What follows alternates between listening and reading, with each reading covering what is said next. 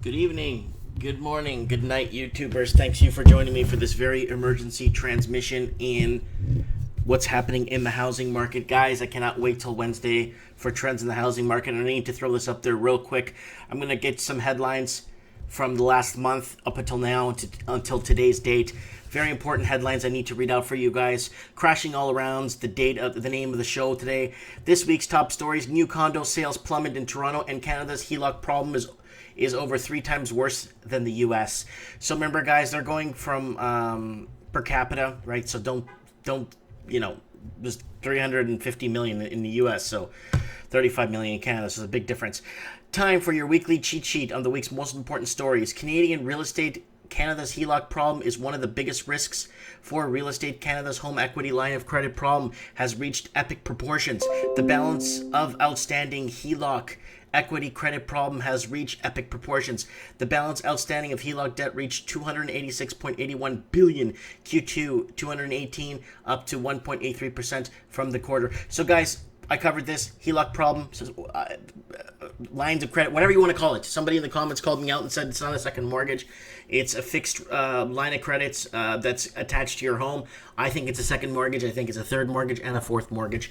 And there are people taking out fourth mortgages. I did not know that was legal, but it is. Canada's HELOC problem is one of the biggest risks for real estate.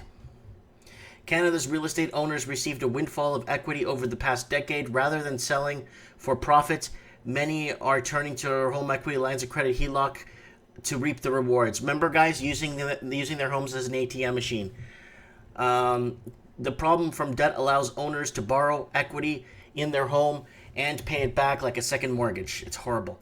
Then Toronto sees new condo sales fall over 52%. Inventory spikes 63. What's happening? Sales are going down. Inventory is being thrown on the market, and inventory spikes over 63 points. That's a perfect storm right there. Greater Toronto new condo sales experienced a drop in July, helping to send inventory much higher, and the industry is expecting more. And then this story from yesterday: Canada's fastest growing real estate prices aren't in Toronto and Vancouver. I covered this for you guys. This was 3 days ago actually. This is actually Montreal and other cities like in Ottawa and Prince Edward Island are growing right now, and people relocating to those cities. Toronto's top North American crane count, 400 more projects on the way. So they're breaking ground with 400 new projects on the go. What's happening, people? Who bought? Who's walking away from the deposits? Who's going to be walking away from everything?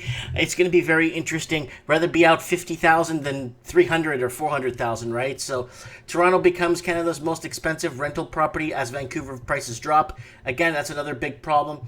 Let's move on to the next headline here. Is this the end of the housing price crash? Run down home sales for 1.53 million over reserve as spring selling season starts with a bang. What are we talking about? Spring? Australia. It is the first week of spring in Australia, so I wanted to share this with you guys. Run down Sydney property sold for almost 4 million to kick off spring season. The owners paid over $1 million more than the median property price for a suburb. Competitive auction comes after Sydney's winter auction numbers were down, and in Melbourne's a dump attracted 130 bids and sold for almost $2 million. A dump, wow. I think I covered that story. So spring has hit the Australian property market in full force, with the rundown of property selling for $500,000 more than expected. Wow. More than 100 people attended the I can't even pronounce it, Willoughby auction for the worn out 759 square meter block located in Sydney's lower North Shore. The successful family forked out $3.98 million for the property after its intense bidding war, despite 10 prospective buyers registering for the auction. Wow. $3.98 million for this, guys. Look at that. Look at the ceiling. It's falling apart. Wow. Bidding for the reserve opened at $2.2 million, but quickly reached $2.8 million after 4 bids. Domain report. 4 bids, it was gone. Wow. Are you effing serious? Guys, I don't know. Maybe this is just delusional Mike. Maybe I'm severely delusional. Maybe that is worth $4 million. Let's move on. A spring selling season to put Sydney property market to the test. I've been talking about this, guys, and I talked about it with some of our guests on the show from Australia. I said, guys, my tongue is blue. I was eating purple popcorn. Long story. What I'm trying to say here is that it's very interesting what's going to happen here. It's very, very interesting because this is the test. This is the spring market. This is when people come out of the woodwork and start to buy. This is when investors come out to buy.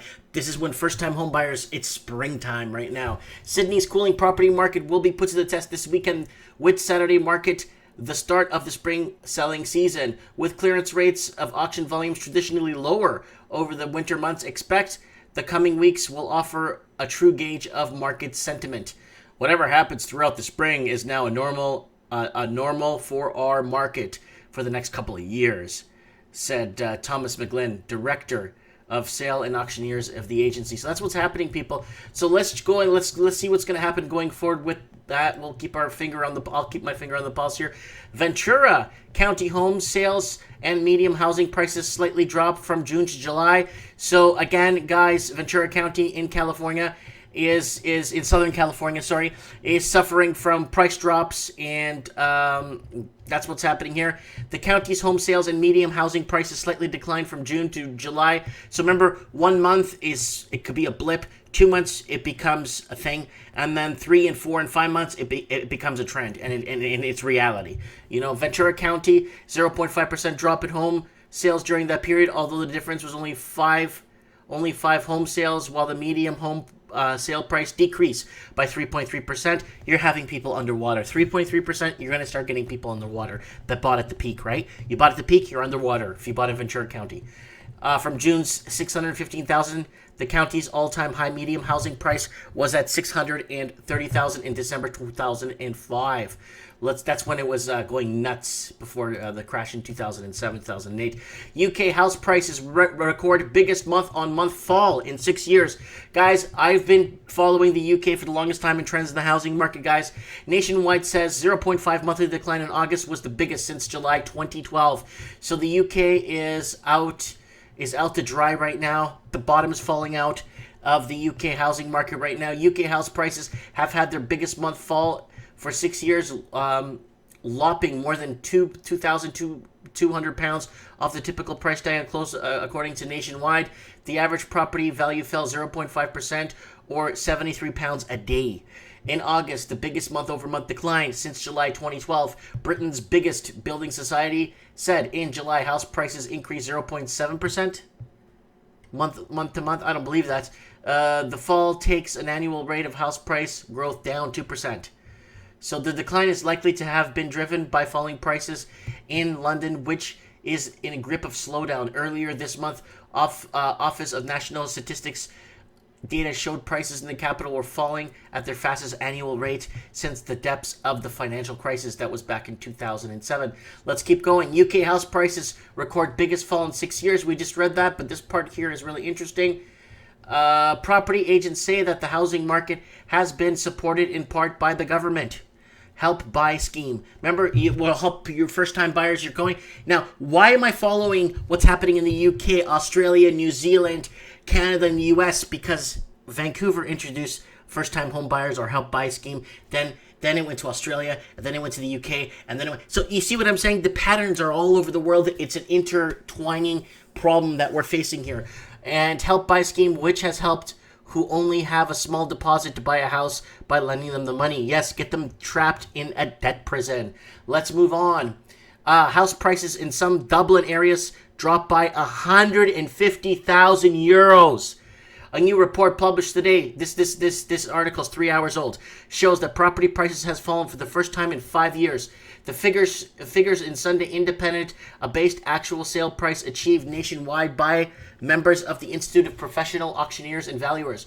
The first time since 2013, house prices have finally dropped, hitting Dublin's most expensive suburbs as much as 150,000 euros. That's 200,000 Canadian, or 196,000 Canadian.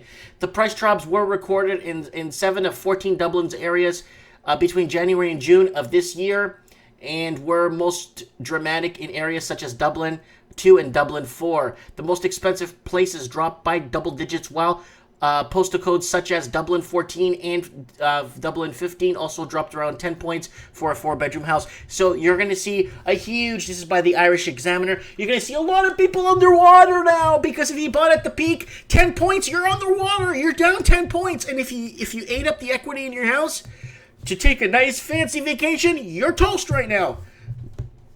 Let's move on.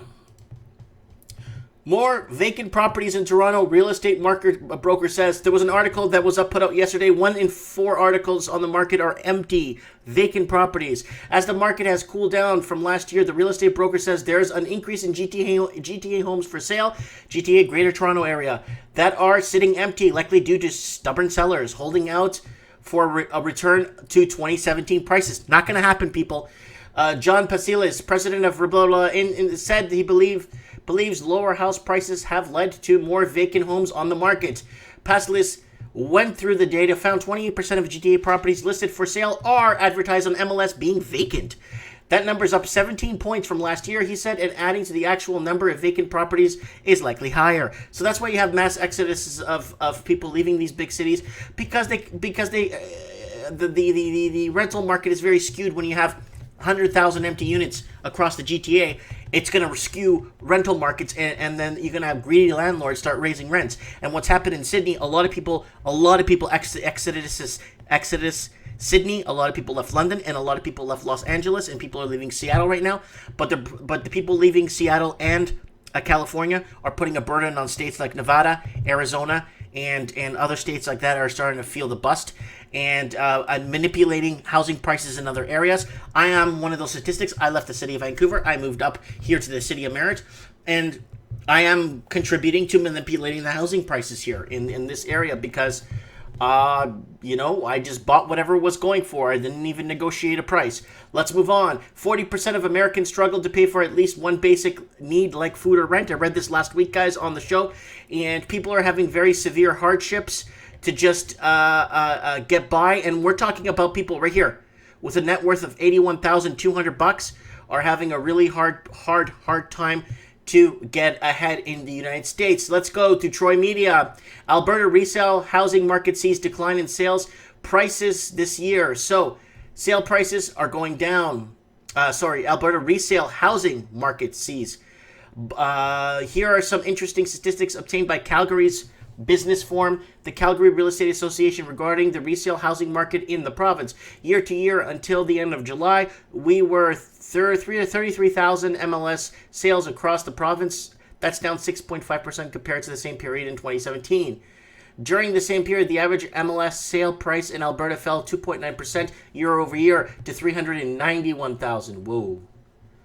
$1,000. So that's the average medium home. Still affordable. Alberta West saw 5.9% loss. Calgary 14.6%. Central Alberta 3.7%. Edmonton 3.4%. And Fort McMurray 14% drop. Holy smokes! I thought that was 1.4. 14%. That's because of the fires, guys. Medicine Hat 2.3%. Lloydminster 6.5%. So there's lots going on right now in Alberta. I think Alberta might be the next big property boom. Right now it's Montreal and Quebec. Vancouver home sales fell twice as fast as the bank thought they would after BC NDP's new tax. Here we go, guys. Another article from not too long ago. Vancouver home sales dropped around 30% in the month after the NDP government introduced the plan to tackle housing affordability, but this looks even more dramatic on a quarterly basis, according to calculations by Major Bank. So there it is there, people. Here's the graph. There's attached, detached, and apartments. You can see it here, what's happening in different regions. Let's move on. Home prices in U.S. cities post smallest gains in 2016. What's happening? Prices aren't going up as they are on trend to be, but they're not. Las Vegas led. Remember Las Vegas? We keep talking about Las Vegas on the show. It's leading because of the mass people moving in. So it says Las Vegas led the latest gains, 13%, being dethroned to Seattle.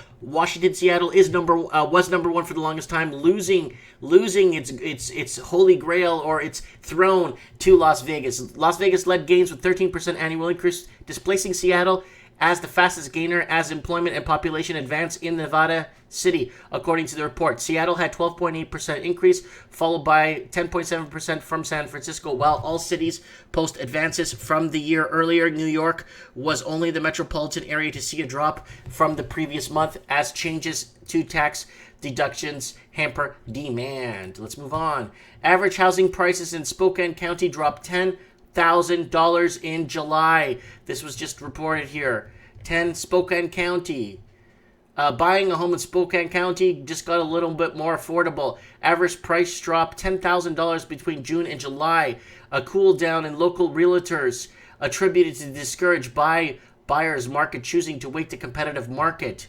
So that's what's happening there. Medium sale prices was $235,000 in July, down from $246,000.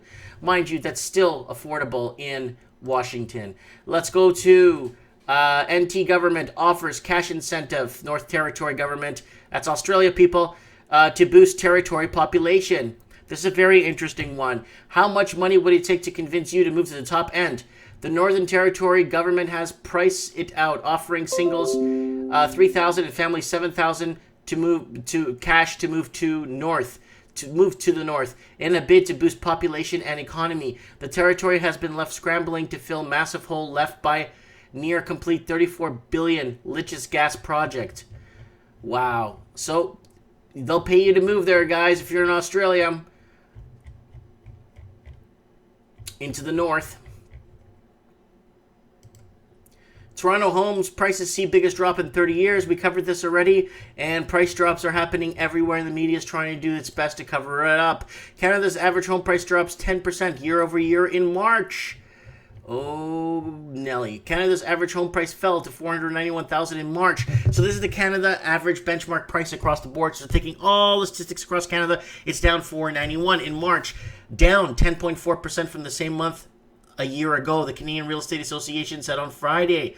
The drop largely reflects the dramatic market cool-off since last spring in Toronto and surrounding areas of the Golden Horseshoe region, excluding Toronto and Vancouver, and the average home price slipped $383,000, a dip of 2% since March of 2017, CREA said.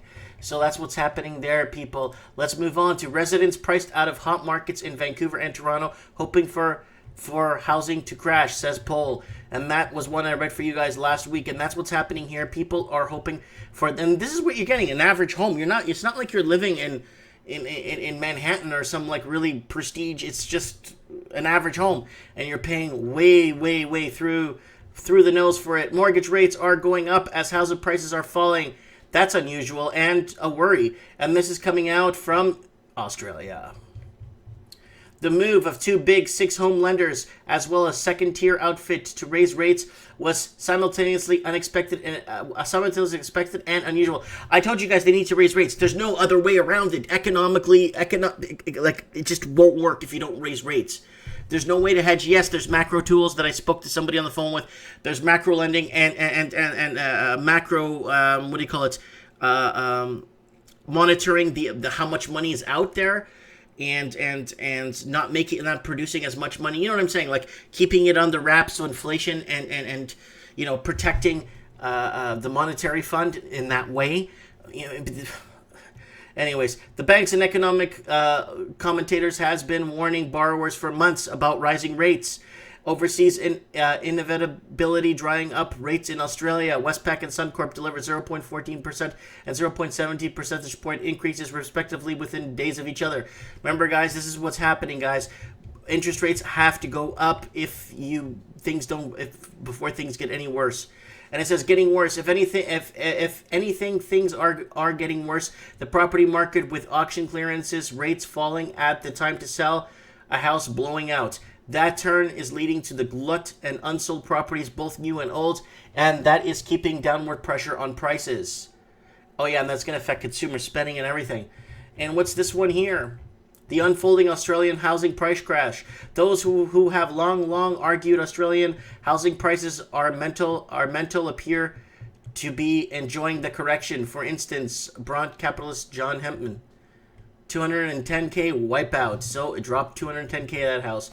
With the housing bubble go the way of all others, the turn has been well documented. The Australian Bureau of Statistics put out a helpful infographic last month showing that some house price declines in 8 capital cities in the first 3 months of the year, though Tasmania, Hobart are still strong. Tasmania and Hobart are still strong, guys, because there was a mass exodus of people leaving Sydney and Brisbane and Melbourne, or whatever. Everyone left the bigger cities and moved to Hobart, Adelaide, and Canberra. They moved to these cities because they felt that it was more affordable and it was less expensive and blah blah blah. So that was the mass exodus I kept talking about. So this national housing price to income ratio, it's getting out of control. People's wages aren't increasing in tune to what the pricing is going out. Metro Vancouver renters paying for a housing crash. I read that article already. And this one here is by the Australian. So this is a subscriber-only article. I can't read this, so I'm blocked out of the Australian. I'm not allowed to get in there. Let's move on to hedge funds are shortening Australian retailers as home prices fall.